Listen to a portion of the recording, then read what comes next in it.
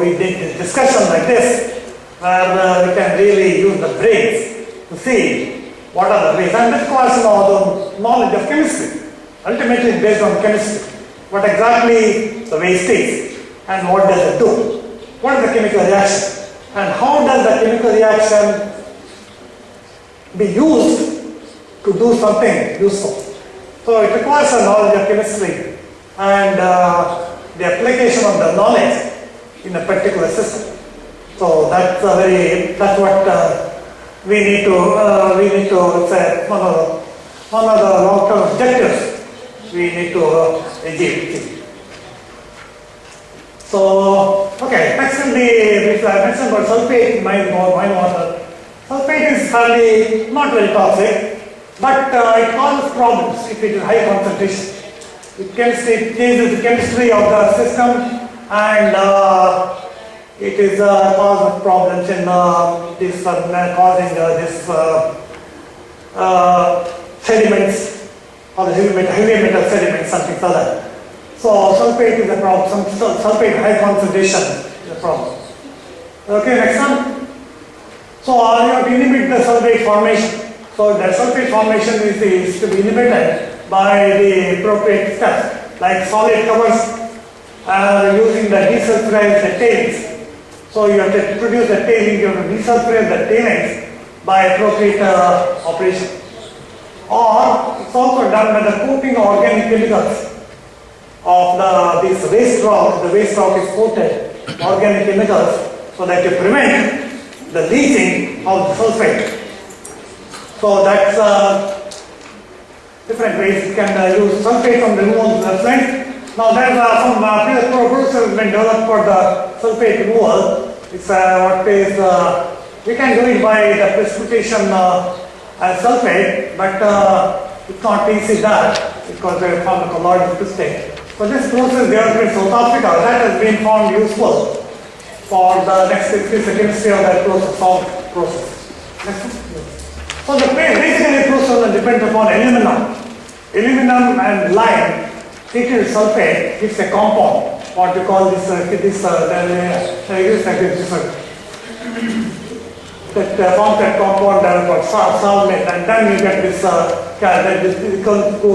decomposes to alumina and calcium sulfate. Yeah, the compound called ethylene compound, and that's treated with acid to regenerate the compound, which is the compound they treat with acid, and you get back that calcium sulfate and alumina. So the advantage there is you produce a fairly crystalline compound of sulfate, calcium sulfate. So now that zero discharge, I mentioned about the water, pollution of water. So the zero discharge is where ideally that's the water discharge water after the treatment. For example, I mentioned with acid mine drainage. After the treatment, the water that discharged should have no pollutant. Of course, it's not the ideal case, but in practice, of course, there is always some relatively free of pollutants. There is always a discharge limit for all the things, and we can it can be effectively treated, and the discharge limit, if it goes below the discharge limit, below a certain limit of the metal, then it's considered sufficiently satisfactory and zero discharge. And then, so separating dissolved solids from water, that's done by the precipitation. So this is bulk water evaporated in evaporation ponds. So that's fairly something there in Chile. It's very ideal climate in Chile for this kind of process. Next one. Sludge disposal, that is something we need to take care of. That is, we need to increase the sludge to be disposed of. Because once you evaporate the water, the sludge has to be disposed of, and there, first thing is to have a sufficiently dense sludge. And that is done by this process, what we call super dense sludge process. You recycle some of the sludge back into this tailing pond to get the nuclei so that you can get a sufficiently dense sludge, it can settle down readily. And that will be tested by this test, toxicity characteristic test, leaching test, that it should not redissolve any of the metals under the atmospheric condition. So that test is done by testing the sludge under appropriate condition, where you use take the sludge in water at a particular pH about 5 to 6 and see if it discharges if it dissolves any metal ion. So the test has to be satisfied, otherwise it has to be retreated again.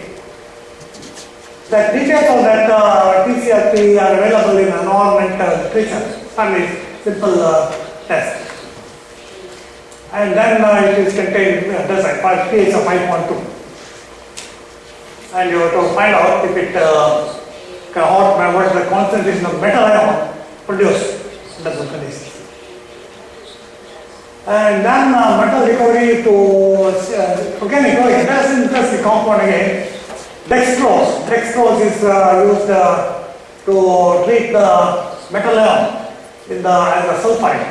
It's basically the same as sulfate used in bacteria, except that you are using an organic compound, carbohydrate, and to treat because this is another waste material produced in some of the organic operations, and that has been used to precipitate the metal ions. This was done in Netherlands some years ago. It's a good example of ecological engineering. Waste produced in one process used to treat the waste produced in another process. Okay, that's and this is also the same thing. I'll give some details on the process. Oh yeah, there's the flotation. Flotation is a fairly common process. So you can do the flotation when the sulfides are precipitated, and then you can remove the sulfides by flotation using the appropriate collector. It's just a technique to use to separate the solids precipitate produced by sulfides. Okay, that's how it is. And I think that I already mentioned the metal recovery by biosorption, and biosorption is done, and then you dissolve the metals by treating with an acid, and you can recover the metal, and the biomass is separated by flotation. So that's you can actually recover the metal. So that's another thing. Clean operation, that is remove the metal, remove the toxic, at the same time there is opportunity for you to increase the metal. It may not be a big amount, but it is could be significant quantity of the metal you can recover by this operation. And wastewater treatment, this of course has been, I don't know if it's used nowadays or not, but it's a bag of this biomass is used to concentrate the wastewater, concentrate the toxic metals in the wastewater, and then you remove that, recover that metal by treatment with the dilute acid.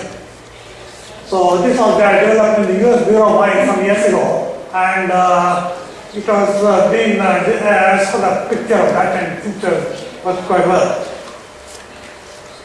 Okay, cyanide destruction. This is basically the method used, cyanide, oxidation of cyanide by atmospheric conditions to form the carbonate and ammonia. Cyanide is a toxic chemical, as you know, very, very poisonous. And that's one of the ways by which the cyanide is removed from the water. And next is method used, developed in Canada by a person, Rivero, who is incidentally from Chile, in Canada. And here it is actually acidified, volatilized, and neutralized. Acidified to produce the HCN from the cyanide, and then neutralized by lime, and then the volatilized HN is a volatile compound it is volatilized into by bubbling that HCN into sodium hydroxide to produce sodium cyanide. So you recover the cyanide, sodium cyanide, it can be recycled.